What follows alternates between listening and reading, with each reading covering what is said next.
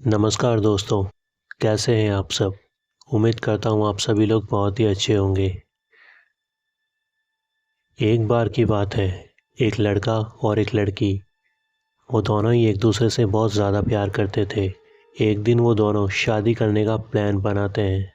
तब वो दोनों मंदिर में शादी करने के लिए जाते हैं। तभी उस लड़के के नंबर पर एक कॉल आता है। वो कॉल उसकी माँ का होता है। उसकी माँ बोलती है कि बेटा, तेरे पापा की तबीयत बहुत ज़्यादा ख़राब है, तो तुरंत वापस गांव आ जा। तब वो लड़का उस लड़की से बोलता है कि सॉरी जान, अभी हम शादी नहीं कर सकते, मेरे पापा की बहुत ज़्यादा तबीयत ख़राब है, मुझे फ़ौरन गांव जाना होगा। वो लड़का उस लड़की से बोलता है कि मैं जल्दी वापस लौट आऊँगा, तुम मेरा इंतज़ार करना, ये मत समझना कि मैं कोई धोखेबाज हूँ जो तुम्हें छोड़कर भाग गया। इतना बोलकर वो तुरंत वहाँ से बस स्टैंड चला जाता है और बस के आने का इंतज़ार करता है। कुछ देर बाद एक बस आती है। उस बस के अंदर बैठकर वो अपने गांव पहुंच जाता है और गांव जाकर अपने पापा का अच्छे से इलाज करवाता है। उसकी गर्लफ्रेंड उसके आने का इंतज़ार कर रही होती है। तभी एक दिन उस लड़की के नंबर पर एक कॉल आता है। वो कॉल उस लड़के का ही होता है। वो लड़का बोलता है कि जान, पापा की तबीयत ठीक हो चुकी है, कल मैं वापस लौट रहा हूँ। वो लड़की बहुत ज़्यादा खुश हो जाती है क्योंकि कल वो दोनों शादी करने वाले थे। दूसरे ही दिन वो लड़का और वो लड़की दोनों शॉपिंग करने के लिए जाते हैं और वो दोनों शादी के लिए शॉपिंग करने लगते हैं। अचानक उनको याद आता है कि हमने मंगलसूत्र तो लिया ही नहीं है। तब वो एक मंगलसूत्र लेने के लिए एक ज्वेलरी शॉप पर जाते हैं। वो ज्वेलरी शॉप वाला उस लड़की को तरह तरह के मंगलसूत्र दिखाता है। तब वो लड़की उस लड़के से पूछने लगती है कि आपको कौन सा मंगलसूत्र अच्छा लग रहा है, मुझ पर कौन सा सूट करेगा। तब वो दुकानदार उस लड़की को घूर घूर कर देखने लगता है कि यह किससे बात कर रही है, यहाँ आसपास तो कोई भी मौजूद नहीं है, लगता है ये लड़की पागल है। दरअसल वो लड़का सिर्फ उस लड़की को ही दिखाई दे रहा था, उसके अलावा उस लड़के को कोई और देख ही नहीं पा रहा था। थोड़ी देर बाद वो लड़की उसमें से एक मंगलसूत्र पसंद करके उस दुकानदार को पैसे देकर वहाँ से निकल जाती है। वो दुकानदार दूर से देख रहा होता है कि ये लड़की बाहर जाने के बाद भी कार के अंदर बैठे किसी आदमी से बात कर रही है, लेकिन आसपास तो कोई दिखाई भी नहीं दे रहा है, फिर ये किससे बातें कर रही है। उस दुकानदार को उस लड़की का चक्कर कुछ समझ में नहीं आता। वो सोचता है जाने दो, मुझे क्या करना, भाड़ में जाए।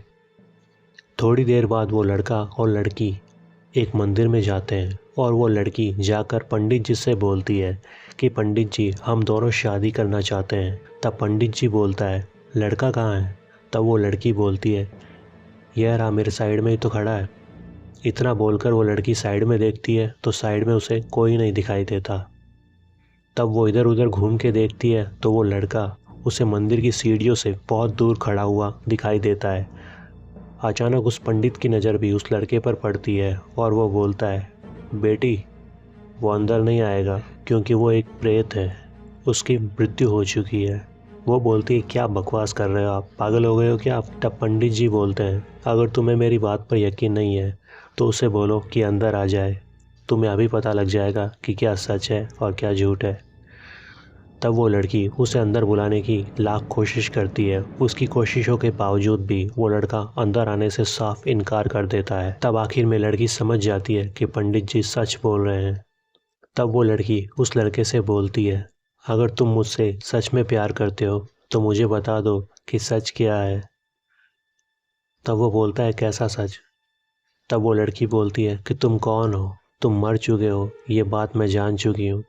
फिर आखिर में वो लड़का उसे सच बता ही देता है। तब वो लड़का बोलता है कि जान, मैंने जिस दिन तुम्हें कॉल किया था कि मैं आ रहा हूँ, उस दिन रास्ते में मेरी बस का एक्सीडेंट हो गया था और उसी एक्सीडेंट में मेरी जान भी चली गई थी। लेकिन अगर मैं तुम्हारे पास नहीं आता तो तुम मुझे धोखेबाज समझती, इसीलिए मुझे वापस तुम्हारे पास लौटकर आना ही पड़ा। मैंने अपना वादा पूरा किया है, मैं अपना वादा निभाने के लिए ही वापस लौट कर आया हूँ। जान, मैं धोखेबाज नहीं हूँ। इतना सुनकर उस लड़की की आंखों में भी आंसू आ जाते हैं। इतना बोलकर वो लड़का अचानक वहाँ से गायब हो जाता है। वो लड़की बोलती है, अजय, अजय। तब वो पंडित जी बोलते हैं, उसे जाने दो बेटी, उसकी आत्मा को मुक्ति मिल चुकी है, तुम भी आज से अपनी नई ज़िंदगी की शुरुआत करो। इतना बोलकर वो पंडित जी भी वहाँ से चला जाता है और थोड़ी देर बाद वो लड़की भी रोते रोते अपने घर लौट जाती है। उसके बाद वो लड़की उसकी याद में अपनी ज़िंदगी बिताने लगती है। तो दोस्तों, यही थी आज की कहानी। उम्मीद करता हूँ कहानी आपको अच्छी लगी होगी। अगर अच्छी लगी है तो वीडियो को लाइक करें, कमेंट करें और चैनल को सब्सक्राइब करना ना भूलें।